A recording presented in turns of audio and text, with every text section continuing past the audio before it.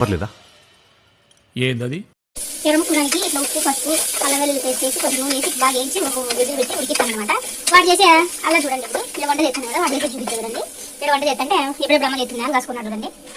అదిగో అది మా మమ్మీ బుల్లెట్ కాఫీ అనమాట. ఎప్పుడప్పుడు ఇటు వంట అయితే అవి తిన్నామా అని అన్నాడు అనమాట. ఇది మా పరిస్థితి. వంట అయితే ఫినిష్ అవుతుంది. ఫినిష్ అయిన తర్వాత వంట పెట్టుకున్నాను. రెడీ అయింది చూడు. ఇదిగో ఇప్పుడు వచ్చినాడు మామూలు పరిస్థితి. ఇప్పుడు లోకి పెడతాడు చూడండి.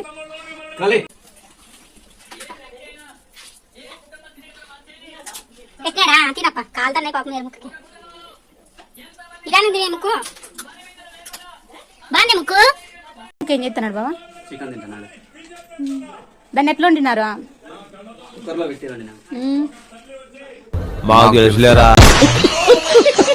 బాగుంటది కదా మెత్తగా తినేకి. దానికి పెడిగ్గురు కూడా తెచ్చినాడు లోకి. చికెన్ కాలు తెచ్చి ఉడకబెట్టి ఇట్లా చేసి పెడతాము ఎరముకకి. వాడంటే ఇష్టమా నీకే?